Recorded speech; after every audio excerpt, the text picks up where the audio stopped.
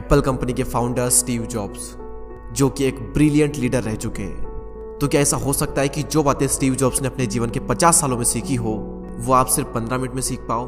Well, इसका जवाब है हाँ, ऐसा हो सकता है। स्टीव जॉब्स ने स्टैनफोर्ड यूनिवर्सिटी में एक स्पीच दी थी और उसमें उन्होंने अपने जीवन की सबसे बड़ी लर्निंग्स को 15 मिनट में बताया था 3 कहानियों के माध्यम से। मैंने अपने एक सेमिनार में ऑडियंस से पूछा था कि आप में से कितने लोगों ने स्टीव जॉब्स की स्टैनफोर्ड कमेंसमेंट स्पीच सुनी है। तो उसमें से सिर्फ 1-2 लोगों के हाथ खड़े थे, बाकी किसी ने भी नहीं सुनी। और उसमें से कईयों ने सिर्फ इसलिए नहीं सुनी क्योंकि वो स्पीच इंग्लिश में है। और संदीप सर ने भी इस स्पीच को हाईली रिकमेंड किया है हर एक इंसान के लिए। आप में से कितने लोगों ने स्टीव जॉब्स की स्टैनफोर्ड कमेंसमेंट स्पीच देखी है? स्टीव जॉब्स जो एप्पल के फाउंडर थे, उनकी स्टैनफोर्ड वाली एक स्पीच है 20 मिनट की। अगर आप में से बाकी लोगों ने नहीं देखी है तो आई स्ट्रांगली रिकमेंड यू कि एक बार आप जा करके यूट्यूब पे वो जरूर देखें।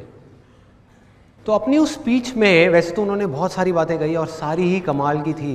तो आज शब्द सारे स्टीव जॉब्स के हैं। मैं तो बस उन्हें आवाज देकर हिंदी में और बहुत ही आसान भाषा का प्रयोग करके आप तक पहुंचा रहा हूं, ताकि कोई भी ऐसा ना हो जो विश्व की सबसे बेहतरीन स्पीच को सिर्फ लैंग्वेज बैरियर की वजह से ना सुन पाए। तो मन को सारी चिंताओं और बाहरी विचारों से मुक्त कर दें। आज आप वो सुनने वाले हैं जिसकी वजह से आपकी जिंदगी में एक विस्फोटक परिवर्तन आ सकता है। इस स्पीच को सुनने के बाद में आप आंदोलित हो उठेंगे। तो आइए बिना किसी देरी के हम शुरुआत करते हैं। धन्यवाद। आज विश्व के सबसे बेहतरीन विश्वविद्यालयों में से एक के दीक्षांत समारोह में आप सभी के साथ होना मेरे लिए सम्मान की बात है। मैं आपको सच बताना चाहता हूँ, मैं कभी किसी कॉलेज से पास नहीं हुआ और आज पहली बार मैं किसी कॉलेज ग्रेजुएशन समारोह के इतने नज़दीक तक पहुँचा हूँ। आज मैं आप सभी को अपने जीवन की 3 कहानियाँ सुनाऊंगा। ज़्यादा नहीं, बस 3 कहानियाँ। पहली कहानी है डॉट्स कनेक्ट करने के विषय में। रीड कॉलेज में एडमिशन लेने के बाद मैंने 6 महीने के अंदर ही पढ़ाई छोड़ दी थी, लेकिन मैं उसके 18 महीने बाद तक वहाँ किसी तरह आता जाता रहता। तो सवाल यहाँ पर यह आता है कि फिर मैंने कॉलेज क्यों छोड़ा? वेल, इसकी शुरुआत मेरे जन्म से पहले की है। मुझे जन्म देने वाली माता एक यंग अविवाहित ग्रेजुएट स्टूडेंट थी और वो चाहती थी कि मुझे कोई गोद ले ले, लेकिन इसी के साथ वो ये भी चाहती थी कि जो भी मुझे गोद ले वो कॉलेज ग्रेजुएट ज़रूर रहे। और इस प्रकार पहले से ही सब कुछ सेट था। मैं एक वकील और उसकी पत्नी के द्वारा एडॉप्ट किए जाने वाला था, लेकिन जैसे ही मैं इस दुनिया में आया, लास्ट मिनट पर उन्होंने अचानक अपना मन बदल लिया और उन्होंने कहा कि उन्हें तो एक लड़की चाहिए थी। इसीलिए आधी रात को मेरे माता पिता को कॉल किया गया, जो कि वेटिंग लिस्ट में थे, और उन्हें कॉल करके बताया गया कि हमारे पास में एक बेबी बॉय है, क्या आप उसे गोद लेना चाहेंगे? और उन्होंने तुरंत हाँ कर दी। लेकिन बाद में मेरी जन्म देने वाली माता को पता चला कि जिन्होंने मुझे गोद लिया है वो कॉलेज ग्रेजुएट नहीं है और पिता तो हाई स्कूल पास भी नहीं है, और इसीलिए उन्होंने अंतिम एडॉप्शन पेपर पर साइन करने से मना कर दिया। लेकिन फिर कुछ ही महीने बाद मेरे होने वाले माता पिता ने मेरी माँ को वचन दिया कि हम इसे कॉलेज ज़रूर भेजेंगे, और इस वजह से उसकी माता मान गई और फिर मुझे अडॉप्ट कर लिया गया। और कुछ इस तरह मेरी ज़िंदगी की शुरुआत हुई और 17 वर्ष के बाद में मैं कॉलेज गया। लेकिन गलती से मैंने स्टैनफोर्ड जैसा ही एक महंगा कॉलेज चुन लिया।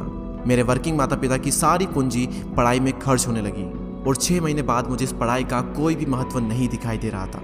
मुझे कोई आइडिया नहीं था कि मैं अपनी ज़िंदगी में क्या करना चाहता हूँ। कोई आइडिया नहीं था कि किस तरीके से कॉलेज मेरी मदद करेगा अपनी ज़िंदगी में कुछ करने के लिए।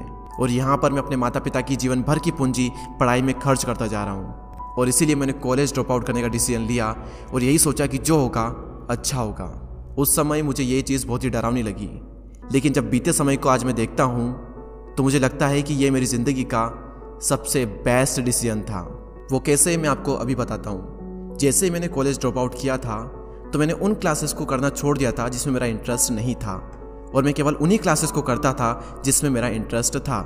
और ये सब कुछ करना कोई इतना आसान भी नहीं था, क्योंकि मेरे पास रहने के लिए कोई कमरा नहीं था। इसलिए दोस्तों के कमरों में मैं ज़मीन पर सोता था। मैं कोक की बोतलों को लौटाकर मिलने वाले पैसों से खाना खाता था। मैं हर संडे 7 मील पैदल चलकर हरे कृष्णा मंदिर जाता था, जिससे कि हफ्ते में कम से कम एक बार मैं पेट भरकर खाना खा सकूं, और ये मुझे बहुत ही अच्छा लगता था। अब मैं आपको बताता हूँ कि क्यों कॉलेज ड्रॉप आउट करना मेरी ज़िंदगी का सबसे बेस्ट डिसीजन था। उस समय रीड कॉलेज देश की सबसे अच्छी जगह थी जहाँ कैलीग्राफी सिखाई जाती थी। पूरे कॉलेज परिसर में हर एक पोस्टर, हर एक लेवल पर बहुत ही खूबसूरती से हाथों से कैलीग्राफ किया जाता था। और क्योंकि मैं कॉलेज छोड़ चुका था, इसलिए मुझे सामान्य क्लासेस करने की कोई आवश्यकता नहीं थी। तो मैंने निर्णय लिया कि मैं कैलीग्राफी की क्लासेस करूंगा और इसे अच्छी तरीके से सीखूंगा। तो मैंने सेरिफ और सैंस सेरिफ टाइप फेसेस के बारे में सीखा, अलग अलग अक्षरों के बीच में स्पेस वेरी करना सीखा, और किसी अच्छी टाइपोग्राफी को क्या अच्छा बनाती है यह भी मैंने सीखा। यह सब कुछ बहुत खूबसूरत था, ऐतिहासिक था और इतना आर्टिस्टिक था कि इसे साइंस के द्वारा कैप्चर नहीं किया जा सकता था, और ये सभी मुझे बहुत ही आकर्षक लगता था। उस समय मेरा ऐसा कोई भी विचार नहीं था कि मैं इन चीज़ों का प्रयोग कभी अपने जीवन में करूंगा, लेकिन जब 10 साल बाद हम अपना पहला मैकिंटोश कंप्यूटर बना रहे थे, तब मैंने इसे मैक में डिज़ाइन कर दिया और यह बहुत ही खूबसूरत टाइपोग्राफी वाला विश्व का पहला कंप्यूटर बन गया।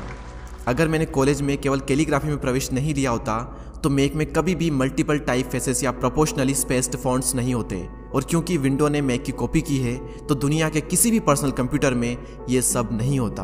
अवश्य ही जब मैं कॉलेज में था तो भविष्य को देखकर इन डॉट्स को कनेक्ट करना असंभव था, लेकिन जब 10 साल बाद में बीते समय को देखता हूँ तो मुझे सब कुछ क्लियर नजर आता है। आप केवल पीछे देखकर ही डॉट्स को कनेक्ट कर सकते हो, इसीलिए आपको विश्वास करना होगा कि अभी जो भी हो रहा है वो आगे चलकर किसी न किसी तरह से आपके फ्यूचर से कनेक्ट हो जाएगा।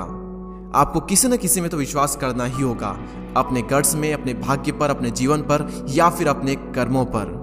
किसी न किसी चीज पर तो विश्वास करना ही होगा, क्योंकि इस बात में विश्वास रखना कि आगे चलकर डॉट्स कनेक्ट होंगे, ये आपको अपने दिल की आवाज सुनने की हिम्मत देगा, और उस समय भी जब आप बिल्कुल अलग रास्ते पर चल रहे होंगे, और यही बात आपको बाकी लोगों से अलग बनाएगी। तो मेरी पहली कहानी से सबसे बड़ी सीख यही है कि जो हो रहा है वो अच्छे के लिए हो रहा है, और अभी आप जो भी कर रहे हैं वो आगे चलकर आपके किसी न किसी काम जरूर आएगा। आप बस अपने आप में विश्वास रखकर करते जाइए जो कर रहे हैं। मेरी दूसरी कहानी लव और लॉस के विषय में है। मैं बहुत ही सौभाग्यशाली था कि जिससे मैं प्यार करता था वह मुझे जल्द ही मिल गई। वॉज और मैंने अपने पिता के गैराज से एप्पल की शुरुआत की थी जब मैं 20 साल का था, और हमने बहुत मेहनत की और 10 साल में एप्पल कंपनी 2 लोगों से बढ़कर $2 बिलियन और 4000 लोगों की कंपनी हो गई। हमने अभी 1 साल पहले ही मैकिंटोश रिलीज किया और मैं 30 साल का हो गया था और कंपनी ने मुझे निकाल दिया। आप सभी लोग सोच रहे होंगे कि अपनी ही बनाई हुई कंपनी से मुझे कैसे निकाल दिया। जैसे जैसे एप्पल ग्रो करने लगी, हमने एक बुद्धिमान आदमी को हायर किया जिसे मैंने सोचा कि वो मेरे साथ मिलकर कंपनी को आगे बढ़ाएगा। पहले 1 साल सब कुछ ठीक चल रहा था, लेकिन फिर उसके बाद कंपनी के फ्यूचर विजन को लेकर हम दोनों में विवाद होने लगे और बात बोर्ड ऑफ डायरेक्टर तक पहुंच गई और उन लोगों ने उसका साथ दिया, और इस तरीके से 30 वर्ष की आयु में मुझे अपनी ही कंपनी से निकाल दिया गया। जो मेरी पूरी एडल्ट लाइफ का फोकस था वो अब खत्म हो चुका था और यह पूरी तरह से मुझे बर्बाद करने वाला था, और कुछ महीनों तक मुझे कुछ भी समझ में नहीं आया कि मैं क्या करूं। मैं एक बहुत बड़ा पब्लिक फेलियर था और एक बार तो मैंने वैली छोड़कर जाने का भी सोचा, लेकिन धीरे धीरे मुझे एहसास हुआ कि मैं जो काम करता हूँ मैं उसके लिए अभी भी पैशनेट हूँ। एप्पल में जो कुछ भी हुआ उसकी वजह से मेरे पैशन में थोड़ी भी कमी नहीं आई। मुझे उन्होंने अस्वीकार कर दिया, लेकिन फिर भी मैं अपने काम से प्यार करता हूँ और इसीलिए मैंने एक बार फिर से शुरुआत करने की सोची। मैं उस वक्त ये नहीं देख पाया था, लेकिन अब मुझे लगता है कि एप्पल से निकाले जाने से अच्छा मेरे साथ कुछ और हो ही नहीं सकता था। सफल होने का बोझ अब बिगिनर होने के हल्केपन में बदल चुका था।